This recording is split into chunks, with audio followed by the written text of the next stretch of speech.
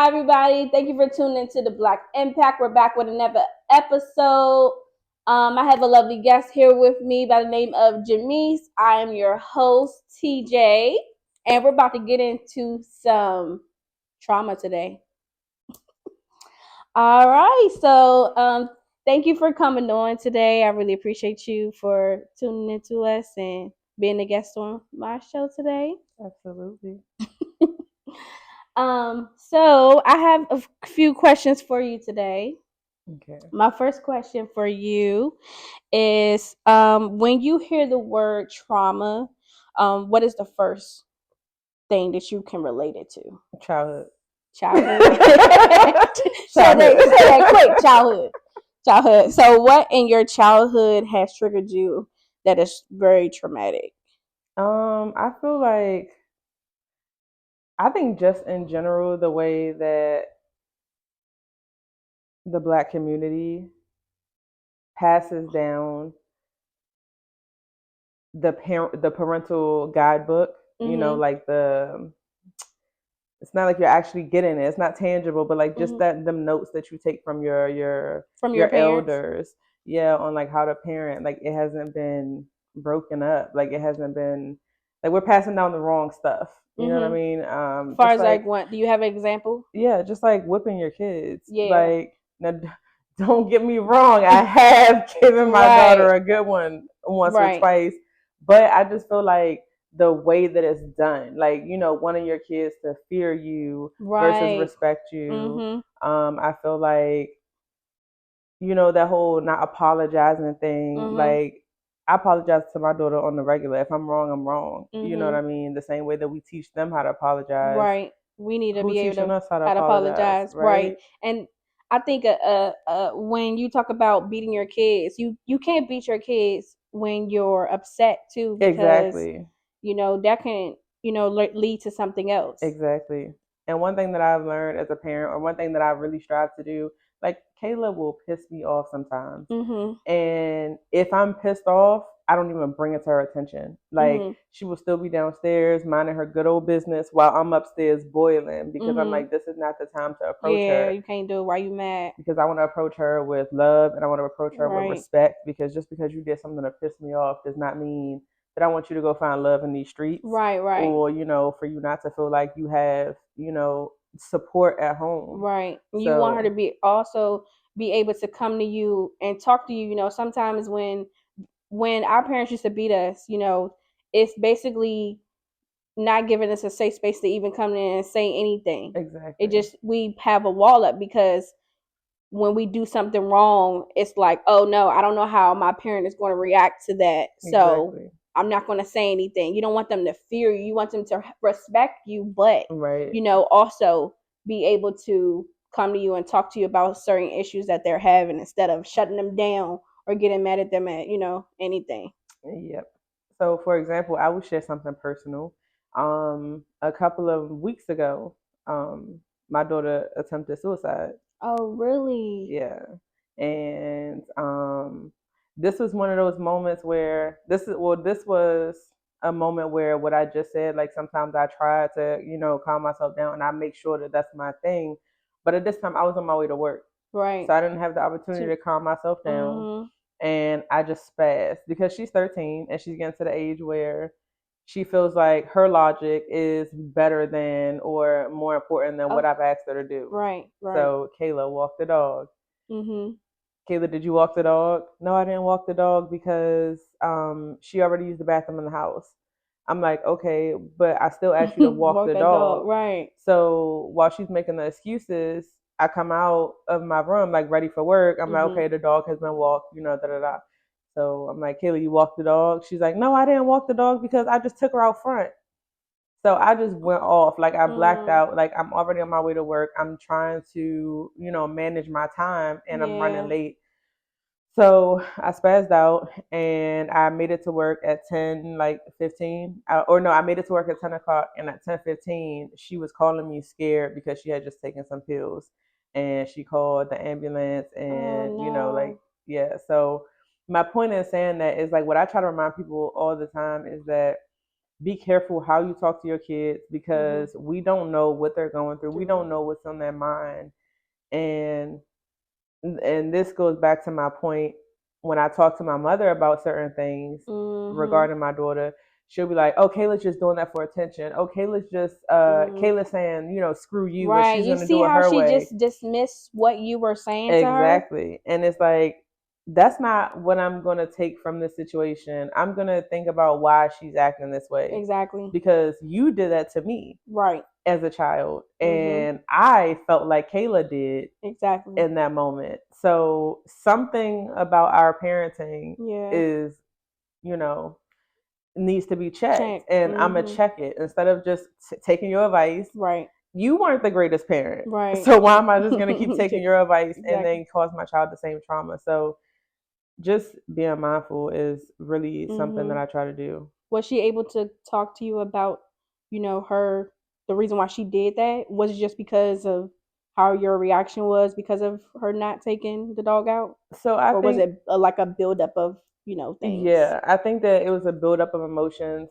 She's at this age now where I would say around 11, it started to like her challenging authority and her, like I said, overriding authoritative figures because of her logic. That started around 11, which I can only attribute to she's figuring life out. So I can't be mad at her because she's a human. She's a little human, but she's a human. Yeah. So she's figuring life out to where though someone else may call it lazy, but we as adults do things to cut corners all the time. That's true. If it makes more sense to do it this way, I'm gonna do it that way. Right.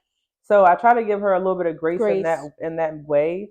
But it don't always happen like that because as a parent, at the end of the day, I told you to do something and you should do it. Right. So I think that just like from these past couple years of like her seeing my bad side because it's been like overwhelming, her challenge and authority. So like I said, I'm not gonna say that I'm innocent, but I am gonna say that, she and I both, have some things that we can work on to be better. Right. And I feel like that's a part, that's just parenting, like figuring it out. But one thing I won't do is take the advice of my elders that put me in those positions and, give them to my child. So but I think the biggest thing is knowing, like, she knows how much I love her. And so when she disappoints me, she feels it heavily. Like, I don't even have to punish her. I don't have to spank her. I don't have to do anything. If she knows that I'm upset with her, she'll go in her room and cry. So just things like that. And I think it just built up to a point where she was just feeling, feeling really dark. But she's about to go to therapy and we're about to figure some things out. And I think that's important. So. Yeah.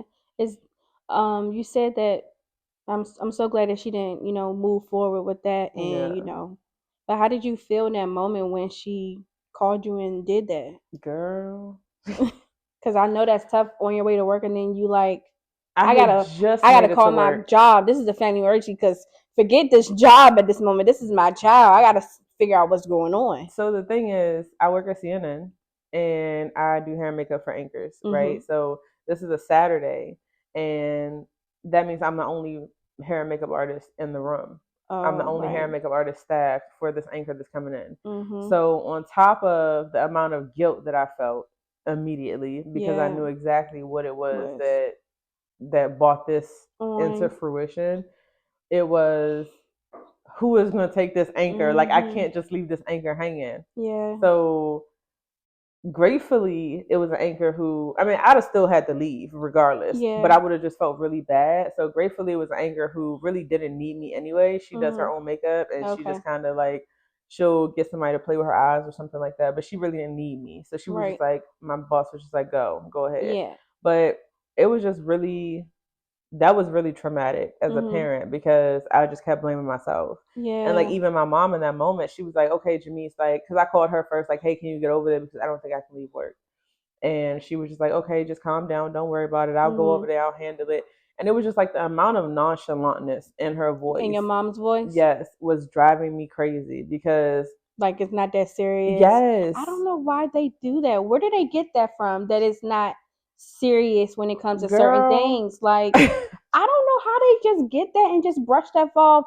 Where did they get that from? I have no idea, but it was pissing me off, and I was just like, okay, I can't leave this to you because my mom is the type of person who she'll be like, well, if you get locked up, you're gonna stay in there, and like she thinks that's like scaring you enough to not want to get locked up. Where I'm the type of parent that's like, if you get locked up, I'm gonna come and bail you out, but it's gonna be me and you. Right. You're gonna have to deal with me. I'm never gonna leave you hanging. I'm never gonna leave you stranded. But you won't have to face me. Right. And I feel like that's what parenting is. Not, oh, I'm gonna leave you stranded. So, like, excuse me. That's abandonment. Yeah. You know, being all of that ties into abandonment. And You've that's been traumatic. nonchalant about how my child is feeling, how I'm feeling in that moment. You're my mother. Exactly. You're her grandmother. You're not parenting me in that moment. Yeah. And you're not parenting my granddaughter. I mean, your granddaughter in that moment. You're just like, oh, she just wants attention. Yeah. And if she does, then that's my opportunity to give her that attention. Exactly. But why are you trying to shy it away from, oh, it's not that big of a deal? Because what, God forbid, what if she actually went through with it? And then what? Oh, it's just a funeral. Oh, it's just like, no. Then now it's bigger than what it is now. Yeah. I don't understand like why they do that. Like even my mom and my dad, oh, you'll be okay. Nothing wrong with you. Yeah. Something is wrong with me. Yeah. Like it's take time to like listen to your kids and understand how they feeling, because they go out here in the world and they gotta deal with other people who don't care. It's bad enough that the world don't care about them. But my own mother, my own father don't care about what I'm saying, how I'm feeling. And then think about the fact that we go out into the world on a regular basis. Like what people fail to realize is that kids are human too. Yes. They have their own set of emotions, and it's not it's not tied exactly to you. Like for example, my mother is a very emotionally she's a very emotionally unavailable person, and I don't fault her for that. With age, I've come to understand that that's just who she is. I want to stop you from there. How are you going to be emotionally, but Well, no. She's emotionally unavailable, period. Like I was just trying to find my words, but she's just emotionally unavailable. Like my mother is not an affectionate person. She is like I heard I love you probably 3 times in my childhood. Like, yeah, like never was like a hug, and that's why for her, she kind of gets nauseous when I'm like overly loving my child. But it's because I know how not having that affected me. Yeah. So I try to make sure that my daughter always has that. Right.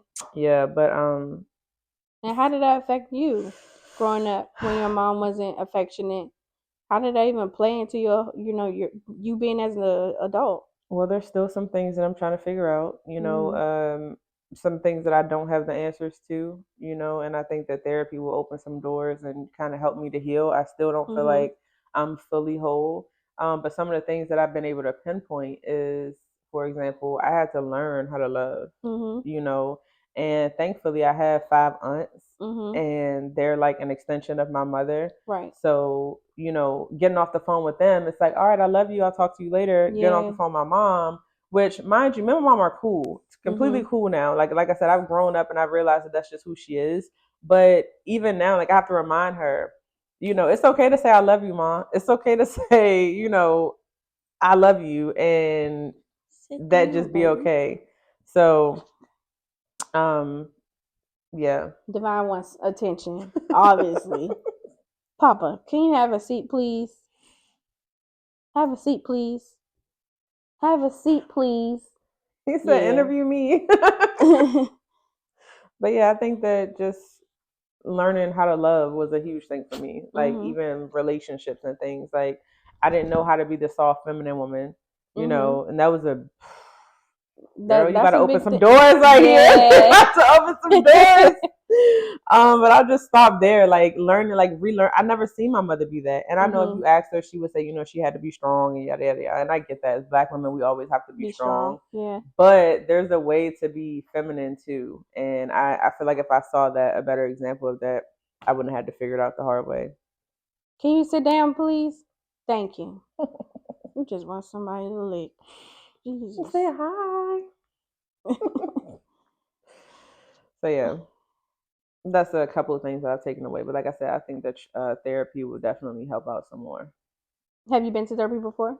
I have been to therapy when I was younger, and I've been to therapy briefly as an adult, but never stayed with it just because of moving around and stuff like that. So I'm trying to get back into it now where it'll be a routine thing, because baby. I need to unload. Did you think it helped you when you were in therapy? I never got the chance to really. Yeah, like I'm talking 2 sessions maybe, Oh, like, really? and then I would move, or something else would happen, and I wasn't able to stick through with it. So, or to stay with it. So, I'm hoping that with this next, chapter, that I will be able to, at least do it for 6 months to see how, and then I'll be able to, feel like I have. I don't even think I've been in therapy for that long. Yeah. I don't know. I can't remember. I don't know how long it's been, but I've been in therapy before though. Did you like it? Yeah, I did. I took some tools from therapy. It's very helpful. Papa, all right. Yeah. I don't know how long I've been in it, but I did take some tools from therapy. It definitely helped me look at certain things at a different point of view. But I talked about it before on my previous episodes that I haven't found the right therapist because the therapists that I have, they haven't been present. But I did have good experience with them. It's just I had some bad experience with them as well. So, but yeah, I'm not going to therapy as of right now. But my next question for you that was a loaded question right there. I know, right? It was a loaded question. My next question for you is how did you even like stay motivated to move throughout your day when that happened? I know you had to like drop everything, but then like after you found out that she was okay, and what was your next step for that besides her they're going to therapy? So this event won't happen again. Right. So we stayed in the hospital for about 10 hours, I would say, because they were trying to keep her until the therapist got there. And after that, they ended up admitting her into the psychiatric ward, the adolescent psychiatric ward. And it was a Saturday, like I said. So, and then that next Monday was a holiday. So then she stayed in there for like 4 days. Really? By herself? Yeah, just with them, like just with the clinician, oh wow! Imagine the doctors. How did she feel just being in there by herself for them 4 days? She was super ready to come home. She was super remorseful. She was just like, there's better ways. Did she feel like it was just her fault? Like, I messed up. I shouldn't have did this. You know how we get as a kid where we blame ourselves for every single thing? Well, she felt like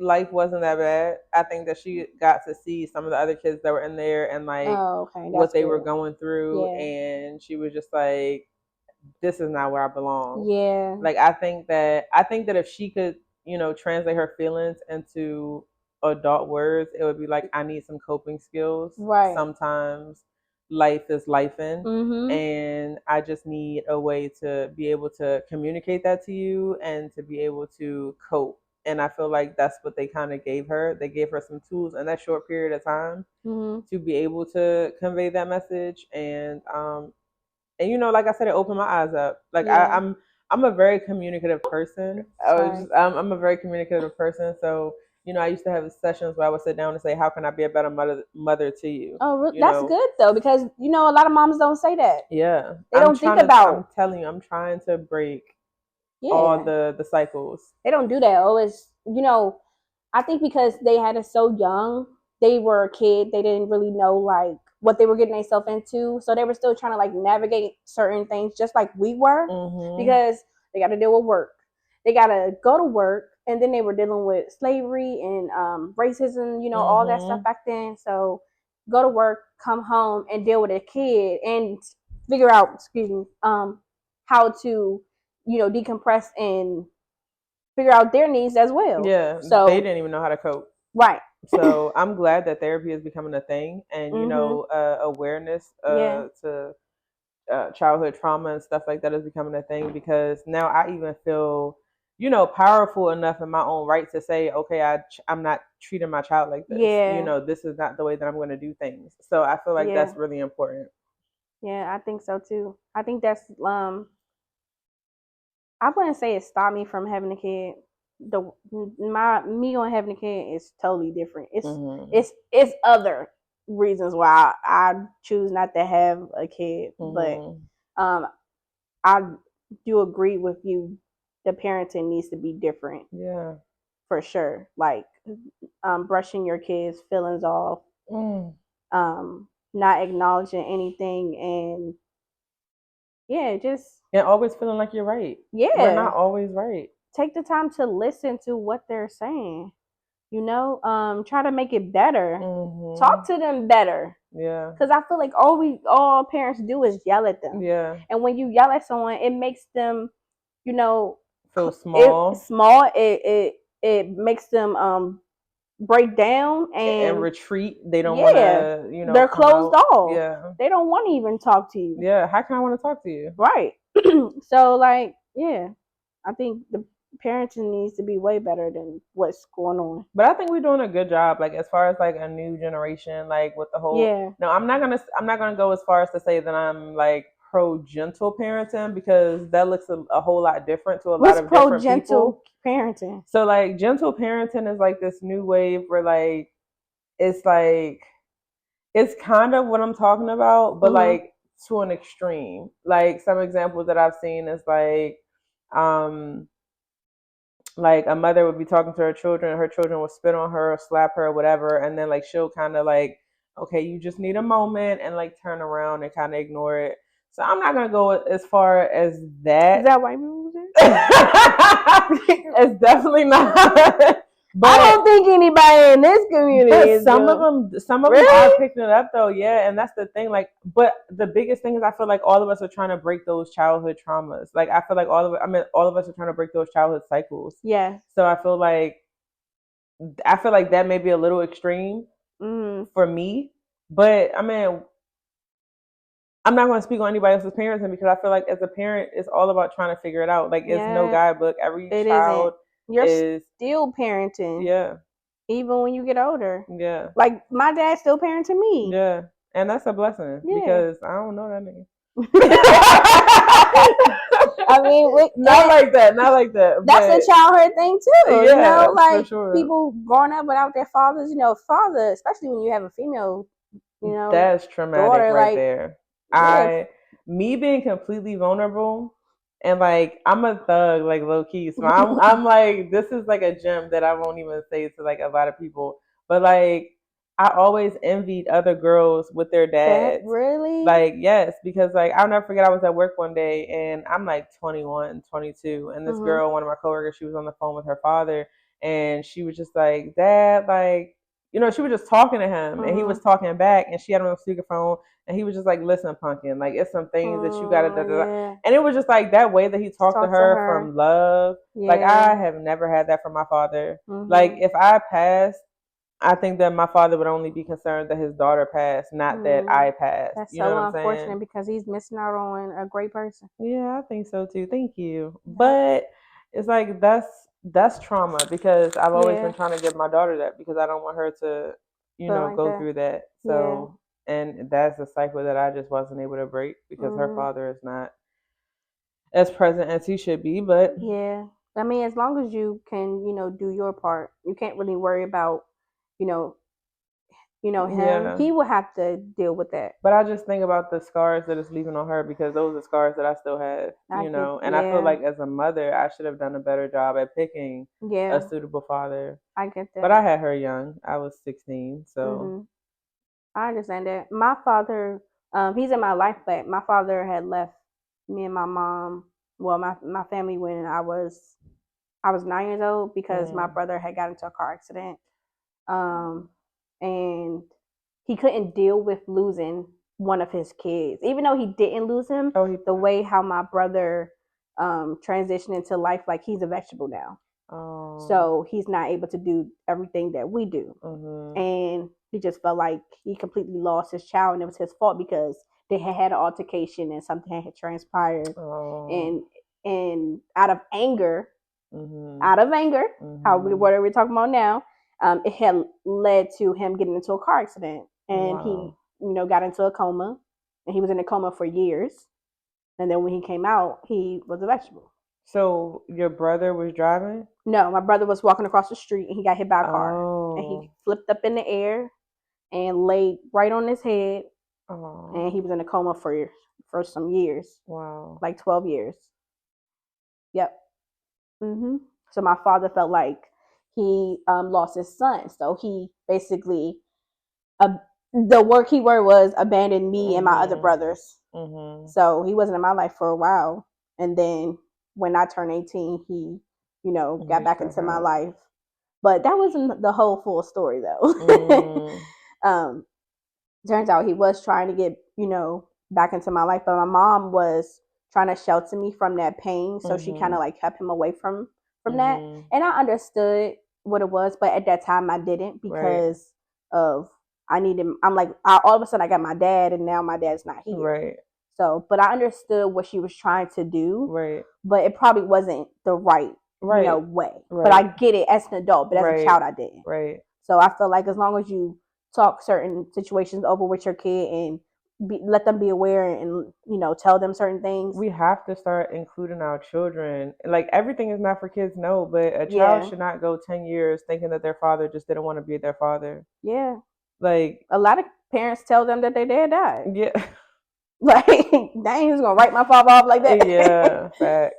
Yeah, they do that all because they're angry at that person. That is the craziest thing. I will never understand that. I get that you're trying to help them and shelter them from trauma and heartbreak and stuff like that, but just going about it a different way could be very helpful for your child. And sometimes it's not even that. Sometimes it's just because he got a new girlfriend. Exactly. That's the killer. Yep.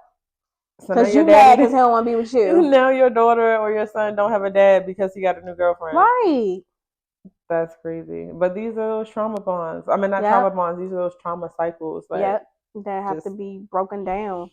You got to break them down and pick them, bit by bit. We have to be conscious of what we're like absorbing and what we're putting back into the universe. Yeah. Because it's so easy to lack self-awareness. It's so easy to be ignorant and then just be like, well, I didn't know after the fact. But every single thing that we do is going to affect somebody else some type of way. Yep. And somebody said something to me one day that made a lot of sense. They said, you will always be the villain in somebody else's story. That's true. So that's crazy to me because like you can really live your life thinking that you were the victim. The whole time somehow like and then like if the villain. That's crazy. But sometimes you got to be okay with being a villain in people's life. And that's true. You got to be okay with that. Whatever story you want to make up in your life and okay. Yeah. But at least I know what I did on my part. And then sometimes you got to be okay with accepting the fact that, I can understand, like just like you said with your mom, she had good intentions, but she has to be okay with accepting the fact that I was the villain in this situation. Yeah. Like I was the one who caused the pain. And I feel like once we can do that. I feel like both of them caused the pain because when he left, he didn't realize what he was doing to his other children. Right. So, definitely. Yeah. I just mean between you and your mom. Yeah. Y'all two having that conversation, like she has to be okay with admitting that. And like you said, between him and you, he has to be okay with admitting that. Both of y'all fucking me up. Yeah. Y'all messing these kids up. And we trying to prevent that from happening, but we only have so much control of, certain things. Yeah. But I feel like if you could control how you talk to your kid and be there for them and, not just try to shy away their feelings and things like that, I think that, that's a start. That's a start. And you're not going to be able to fix it today, tomorrow, or how many. Everything is work. And it's going to take years. Like, honestly, it's going to take years to break these cycles. Just like my daughter, maybe she might take that to her kids and say, okay, well, I'm going to have these meetings where I ask them, how can I improve? Am I meeting all your needs? And then that's a new generational thing that'll happen. And then just taking bits and pieces from, like, what I try to do is I try to take all the positive influences of my life and especially the positive parents that I see. And I just try to take bits and pieces from, them and incorporate that into my life and my daughter's life. I'm always trying to be a better person. Yeah. And I think that's one of the things that I've been blessed with. And I think that's not to toot my own horn, I swear. But I think that's what makes me a great person because I'm always trying to figure out how I can be a better person. Yeah. I think a lot of people don't really take the time to think about how can I be a better person. They think about how can I be better for someone, Yeah. but not a better person just in general. Yeah. So I think that's a good start. Yeah. Yeah, as long as we keep working towards being better. Yeah, I feel like if everybody did that, like the world would be such a better place. Yeah. If everybody Really. took a second to be like, how could I have been better in this situation? Yeah. I didn't have to cuss him out when he cut me off. Right. That's a me thing because road rage is serious. So, listen, I'm not the same person that I was a couple of years ago. You know what I'm saying? So I definitely can attest to that. I'm still working through certain things. You know, it's a progress. Yeah, I don't think we ever gonna be done. Yeah, no. Yeah. It's always going to be but I think that's the beauty of life, like honestly, not to get too deep, but I feel like that's the beauty of life, to like continuously improve, continuously be better, continuously learn, strive, grow, like thank you guys for tuning into the Black Impact podcast. My lovely guest Jameise is here. Thank you so much for tuning into today. Make sure you like, subscribe. Make sure you follow her page by the name of That's Jameise. That's Jameise. THATSJAMEISE. If you need hair or makeup services, I got you. Trauma free. That's right. All right, guys. Thank you so much for tuning in.